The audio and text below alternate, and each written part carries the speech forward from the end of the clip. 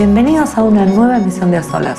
Hoy con la gran oportunidad de conversar con el presidente de la República Dominicana, Leonel Fernández. Leonel Antonio Fernández Reina nace el 26 de diciembre de 1953 en la ciudad de Santo Domingo. En 1973 ingresa al Partido de Liberación Dominicana, PLD. En 1978 obtiene el título de doctor en Derecho con honores de la Universidad Autónoma de Santo Domingo. En 1985 es elegido miembro del Comité Central del PLD y en 1990 miembro del Comité Político. En las elecciones de 1996 es elegido presidente de la República Dominicana para el periodo 1996-2000, en el que desarrolla una dinámica política exterior para rescatar a la República Dominicana de su aislamiento tradicional. Tras culminar su gestión en el 2000, el Dr. Fernández continúa sus aportes al desarrollo del país y de Latinoamérica como presidente de la Fundación Global Democracia y Desarrollo. Ante la crisis financiera matizada por la quiebra de bancos, devaluación de la moneda, alto desempleo, etc., Fernández decide participar en las elecciones a la presidencia de la República de 2004, las que gana con el 57% de los votos. En los comicios presidenciales de 2008, fue reelegido con el 54% de los votos. Antes que nada, muy buenos días y muchísimas gracias por esta oportunidad que nos está concediendo, por este tiempo que nos está brindando para hablar aquí con nosotros en nuestro programa. Muchas gracias, para mí un honor. Usted está cumpliendo su tercer mandato. ¿Cómo podríamos comparar estos distintos periodos? Digamos, si tuviera que ponerle un título a cada etapa, ¿qué diría? Bueno, yo diría que hay un elemento de continuidad en los tres, ¿no? Que se trata más bien de cómo promover un proceso de modernización y progreso en la República Dominicana dentro de un Estado democrático de derecho. Naturalmente, cada periodo tiene sus desafíos, cada periodo tiene pues sus retos particulares. Yo diría que al retornar al gobierno en el año 2004 para el segundo mandato, nos encontramos con una crisis financiera doméstica, interna de la República Dominicana, que fue el principal desafío a resolver. Y ya luego en el 2008 es una crisis financiera global, la que nos encontramos en un reto también distinto. El primer mandato yo diría que fue la curva de aprendizaje, de alguna manera encontrarnos con un Estado dominicano que requería de un relanzamiento, había logrado objetivos post la guerra de abril del año de 1965, transición democrática en el 1978, pero era una nueva generación que llegaba al gobierno. Había una gran ilusión nacional de cómo esta nueva generación podía contribuir a fortalecer la democracia y los derechos humanos y a promover el crecimiento y el desarrollo sostenible. Y de alguna manera creo que el examen se pasó. La primera etapa. Y, digamos, ¿y las otras dos? Para quedarnos con un nombre. Entonces dijimos, etapa de prueba. La etapa de prueba, la primera, yo diría la curva de aprendizaje, la primera. La segunda, yo diría la prueba de fuego. La prueba de fuego. Y la tercera, la de la consolidación. La de la consolidación. Es difícil hablar de uno mismo, pero por ahí sí de las tareas que uno realiza. Si usted mismo tuviera que definirlo, ¿cuáles considera que han sido los principales logros de su actividad en la presidencia? En primer lugar, yo diría que tiene mucho que ver con la estabilidad. Estabilidad política, estabilidad económica, altos niveles de crecimiento de la economía, inserción internacional para la República Dominicana, mayor presencia, mayor visibilidad y fortalecimiento institucional del Estado. Yo diría que ahí están los grandes ejes de lo que han sido nuestros periodos de gobierno. Ahora, y por otro lado, lo, digamos, no logrado, eso que por ahí se ha planteado pero no se ha podido conseguir. Usted sabe que la democracia, ¿no? como sistema político, siempre es un proceso inconcluso. Usted avanza, pero no es que llega a una meta y ahí termina.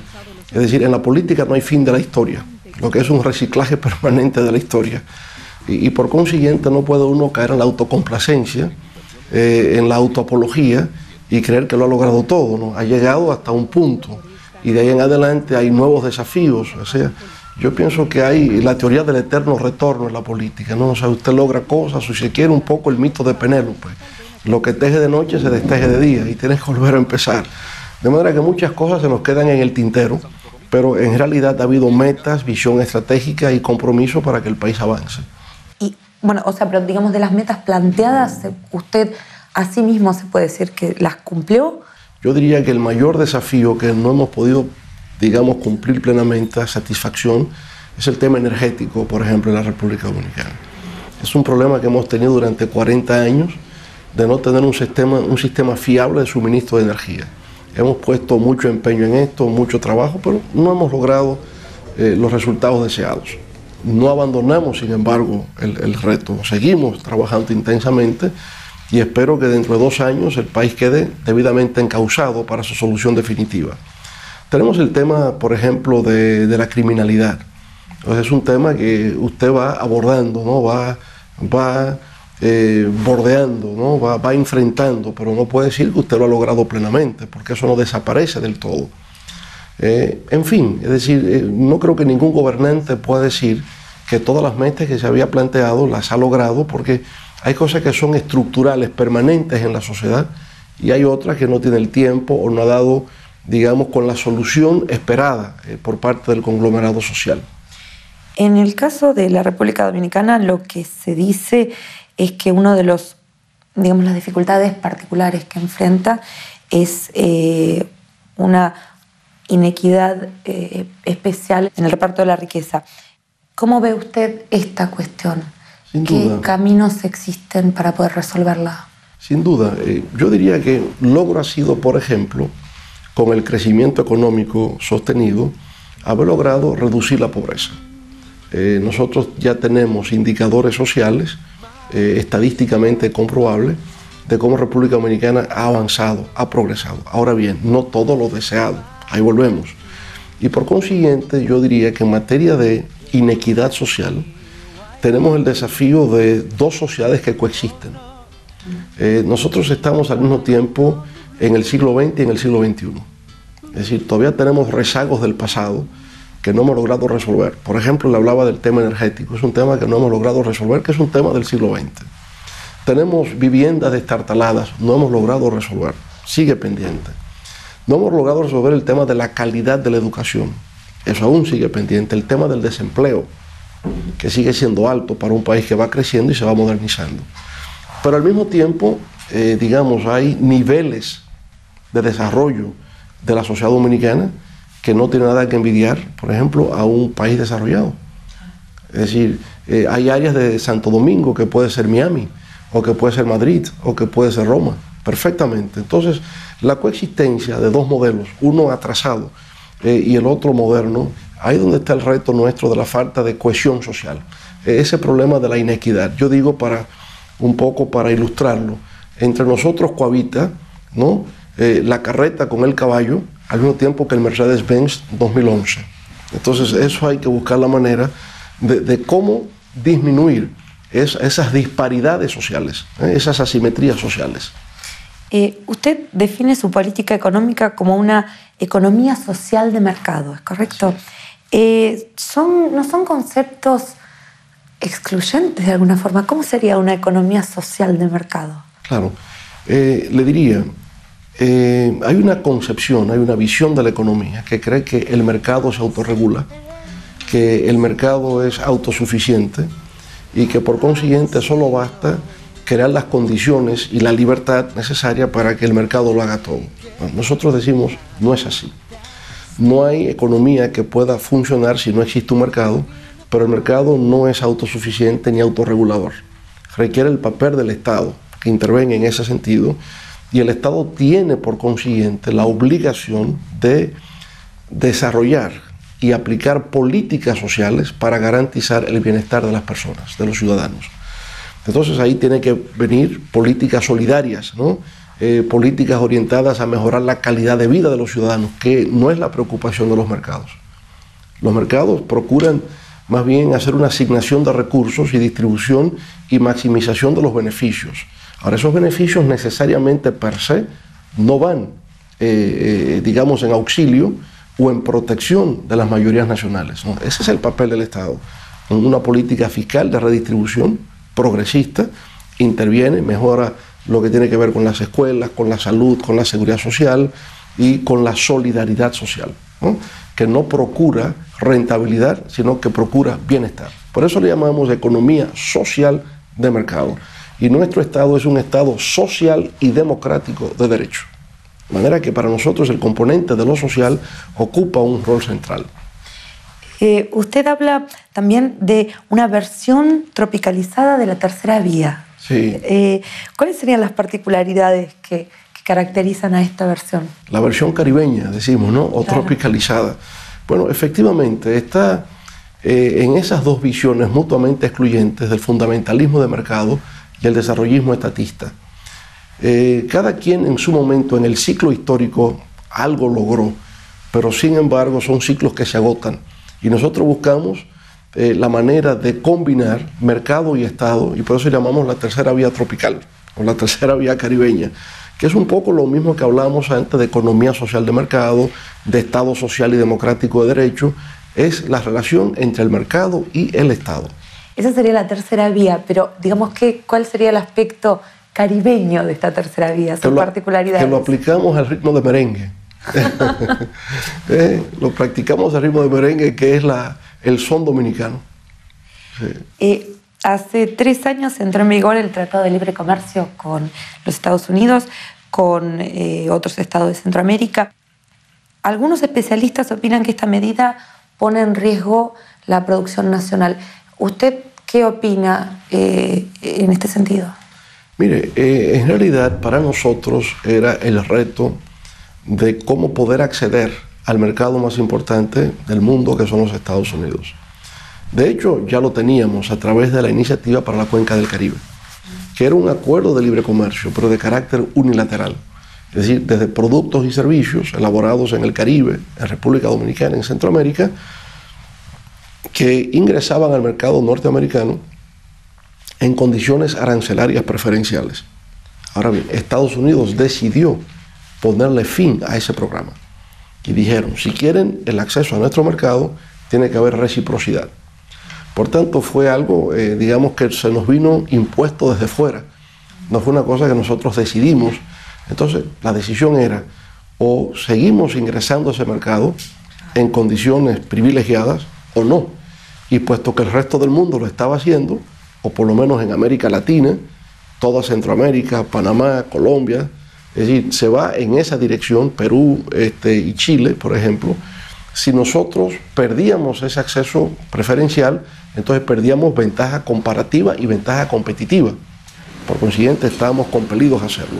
Ahora bien, se hace una lista de productos y por lo tanto hay bienes y servicios que son desgravados en el tiempo, con lo cual el país tiene, digamos, el tiempo requerido para ir organizándose, aumentar producción, productividad y competitividad y no ser tan afectado en lo que obviamente de entrada es una disparidad o una asimetría de carácter comercial.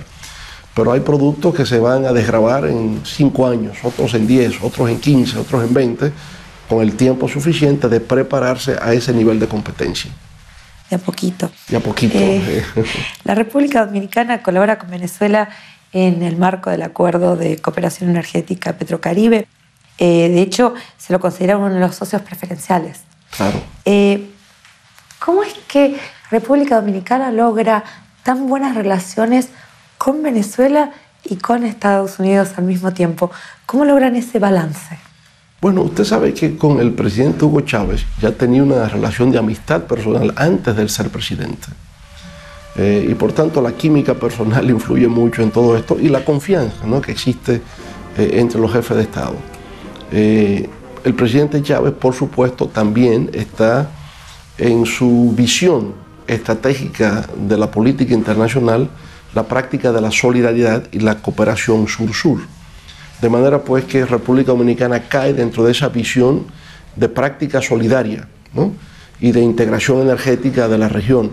No es solo República Dominicana, sino que somos parte de un conjunto de países de la región a los que Venezuela ha mirado con espíritu fraterno y con espíritu solidario, y ha contribuido en un momento de crisis energética mundial a evitar que nuestras economías se desplomen. Y por tanto diría que en eso hay mucho de generosidad, en eso hay mucho, diríamos, de espíritu fraterno y solidario el presidente Chávez con todos nosotros en la región. Pero ¿no se ven afectadas las relaciones bilaterales que tienen ustedes con los Estados Unidos por esta razón? No, en lo absoluto. Y le hago una anécdota que se la he contado al propio presidente Chávez. En una ocasión que tiene una visita oficial de Estado con el presidente George Bush, llegué a la oficina oval, estoy allí conversando con el presidente. Él me empieza a hablar de Venezuela y del presidente Chávez y de sus diferencias con el presidente Chávez y todo cuanto se le ocurrió sobre el presidente Chávez. Y al final me dice, bueno, ¿y entonces usted qué opina? Y digo, presidente, me disculpe usted, pero debo decirle con toda franqueza que es mi amigo. Y por consiguiente, todo lo que República Dominicana pueda hacer con la finalidad de construir un puente de mejor comprensión entre Venezuela y República Dominicana y Estados Unidos, estamos dispuestos a cooperar en esa dirección. Y tuvo que aceptar nuestras palabras en ese sentido, porque República Dominicana es un Estado soberano, es un Estado independiente que procura la amistad entre todos los pueblos del mundo. Más bien nos gusta jugar el rol de mediadores cuando hay conflictos, más que estar en choque, ¿no?, con gobiernos con los cuales necesariamente tenemos que interactuar. Porque República Dominicana no puede dar la espalda a los Estados Unidos, en razón de que el 70% de nuestras exportaciones van al mercado americano. El 10% de nuestra población vive en los Estados Unidos. Es decir, entonces hay una especie de vinculación histórica, económica, comercial, demográfica que nos obliga. Entonces yo pienso que todo el mundo sabe que por el interés nacional de República Dominicana debemos desarrollar las mejores relaciones de amistad con todos los pueblos del mundo, reconociendo los valores y las condiciones de cada país y sentirme con toda la autoridad moral de decir, el presidente Chávez ha sido con República Dominicana un presidente generoso y un presidente amigo, y podérselo decir al presidente Bush y al presidente Obama, pero también decir al presidente Chávez o a cualquier otro colega, mire, yo siento simpatía por el presidente Obama, yo creo que el presidente Obama es lo mejor que le ha ocurrido a los Estados Unidos y deseo que tenga éxitos en su política. De manera pues que eso nos da la libertad y la independencia, porque está la franqueza y está la sinceridad. Usted, además de tener tan buenas relaciones, digamos, con todos los países, como bien decía, se ha desempeñado en distintos conflictos de la región como mediador. Por ejemplo, en el caso de la crisis de Honduras han tenido una participación muy activa. ¿Considera usted este caso, el caso de Honduras, en el que ha intervenido, un problema cerrado, un problema ya definido? ¿Está usted, por decirlo de alguna forma, conforme con el resultado al que se ha llegado? Lo primero es que no se puede olvidar que fue un golpe de Estado y que nosotros en América Latina y en el mundo no debemos aceptar golpes de Estado. Por naturaleza se trata de una situación de ilegitimidad política, se trata de una usurpación irregular del poder y por tanto no puede ser aceptado bajo ninguna circunstancia. Ahora bien, pienso que el presidente Lobo, ¿no?, que ha llegado, fue electo mediante un proceso comicial, no ha logrado ser reconocido enteramente por la comunidad internacional porque hay un problema no resuelto. Y se trata de las posibilidades de que el expresidente Zelaya pueda retornar y sus derechos ser respetados. Y todavía eso no es posible, a pesar de que el presidente Lobo ha manifestado en distintas ocasiones que él es un garante del ejercicio de esos derechos fundamentales por parte del expresidente Zelaya. Pero cada vez que el presidente Lobo dice eso, el fiscal general del Estado hondureño amenaza con dictar orden de conducencia y de privación de libertad en caso de que el presidente Zelaya pise territorio hondureño. Entonces eso mantiene en una situación de intranquilidad e inconformidad de manera justa a la comunidad internacional y pide que el presidente Zelaya y sus partidarios no sean perseguidos, que sus derechos sean reconocidos y garantizados. Y me parece que es una petición correcta porque si hablamos de un Estado democrático, un Estado de derecho, de respeto a los derechos fundamentales, el presidente Zelaya fue víctima de un golpe de Estado. Él no fue el causante de una situación de inestabilidad política en su país. ¿Cree usted que la región ha sacado las conclusiones necesarias, a la lección necesaria después de esta experiencia de golpe de Estado? Yo pienso que sí, y fíjese que recientemente en la reunión de UNASUR se planteó la creación de una cláusula democrática que establezca la exclusión de todo país donde se ha producido un golpe de Estado y por tanto existe un gobierno que ha accedido al poder por vías no convencionales o por vías no democráticas. El hecho de que UNASUR se haya planteado la creación de esta cláusula democrática me parece, digamos, un gran paso hacia adelante y sobre todo una especie de sensibilización creada por la elección de Honduras y evitar por lo de Honduras un efecto contagio en la región en el futuro. Y digamos, además de esta propuesta, ¿qué otros mecanismos tiene en este momento la región como para evitar intentos de golpes de este tipo? Este es el más importante, porque si usted crea una cláusula democrática, quiere decir que el nuevo gobierno que se instale por vía del golpe de Estado no es reconocido, por tanto hay interrupción del comercio, hay interrupción de las comunicaciones, hay interrupción del transporte marítimo, aéreo, hay una especie de aislamiento total, con lo cual se obliga a su caída, porque ningún gobierno puede hoy día sobrevivir si se ven interrumpidas todas sus relaciones con el mundo exterior. Cuba fue aislada, sin embargo, de alguna forma puede sobrevivir. Es otra situación, ¿no? Pero es otra situación, y acuerde que en la época fría, entonces la Unión Soviética se hizo cargo de Cuba.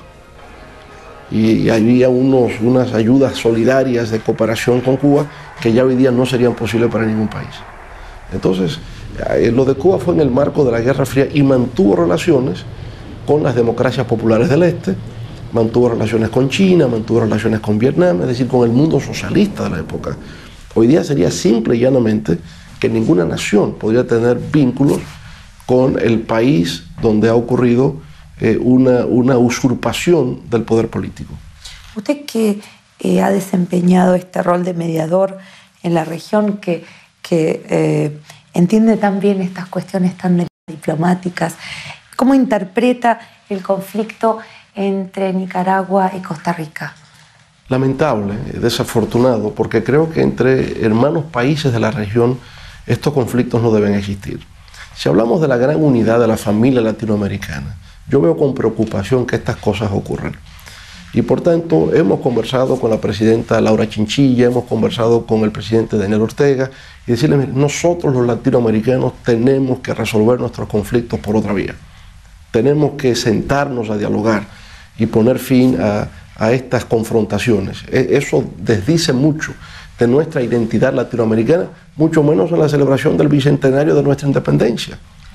Yo creo que de alguna forma hay cierta comprensión de esto y vamos a presionar los países latinoamericanos para que se sienten a la mesa y le pongan fin a este conflicto. Digamos, las perspectivas entonces son optimistas, ¿no? Son optimistas, claro que sí, son optimistas como debe ser, como debe ser. Y en general, si evaluamos a partir de estos procesos de integración que están teniendo lugar en la región, ¿cree usted que está teniendo más lugar el diálogo, que está teniendo más por ahí fuerza esta forma de resolver las cosas por las buenas, por medios pacíficos? Sí, sin duda. Hay una voluntad política para que así sea. Hay casos concretos donde hemos resuelto y hemos avanzado por la vía del diálogo político.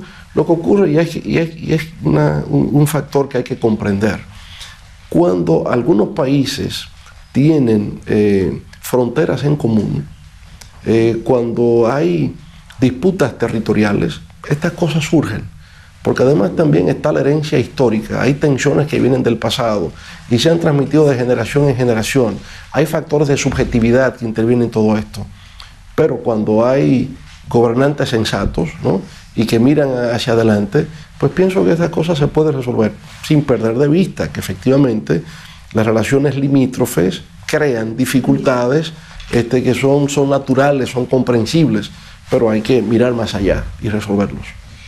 Otra tendencia que se denota en América Latina, además de la tendencia a la integración, es un acercamiento con otras regiones del mundo, entre ellas Rusia. Claro.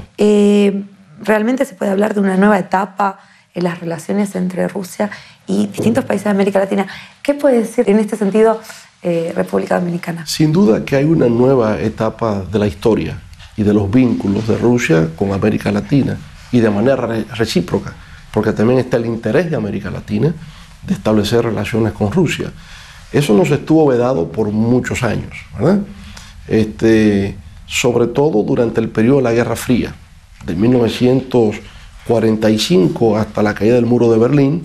En América Latina se veía una relación con la Unión de Repúblicas Socialistas Soviéticas como algo prohibido. Solamente Cuba lo podía tener, y no recuerdo si México en algún momento llegó a sostener vínculos con la Unión Soviética, pero por demás era imposible. Y yo diría, en algunos países, incluyendo la República Dominicana, no había relaciones desde el triunfo de la Revolución Bolchevique en el 1917. Por tanto, es algo enteramente nuevo.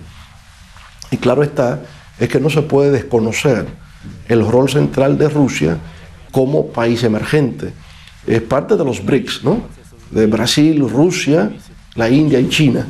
O sea, es una economía emergente que tiene gas natural, que tiene petróleo, que es una potencia en materia energética, que se ha abierto al mundo, que está integrada a la economía mundial con capacidad de inversión, con capacidad de hacer comercio, de promover el turismo. Entonces, no se puede darle espaldas a una realidad como esa. República Dominicana ha formalizado relaciones diplomáticas con Rusia. Tenemos una embajada en Moscú y tenemos proyectado incluso hacer la primera visita histórica de un jefe de Estado dominicano a Rusia para el año próximo, el año 2011. Bueno, vamos a estar esperándolo entonces en ese momento. Vamos a tener la oportunidad de hablar en Moscú. Si nos concede entonces esta oportunidad, vamos a poder por ahí discutir cuáles han sido los progresos, las perspectivas en ese sentido. Bueno, eso sería fantástico, porque me recordaría entonces aquella bella canción de los años 70, 80 de Nathalie. ¿Recuerda usted? Sí. Aquella que traducía los versos de Pushkin. Iban al café Pushkin. Entonces, bueno, si le veo en Moscú, es como una remembranza de la canción de Nathalie. Bueno, entonces ya es un compromiso. Una vez más, muchísimas gracias por habernos concedido el honor de su presencia en el día de hoy, por haber dialogado con nosotros. Muchas gracias, Elena, y muchos éxitos en su carrera. Este ha sido el presidente de la República Dominicana, Leonel Fernández. Vamos a estar esperando en Moscú. Mientras tanto, nos despedimos. Hasta la próxima.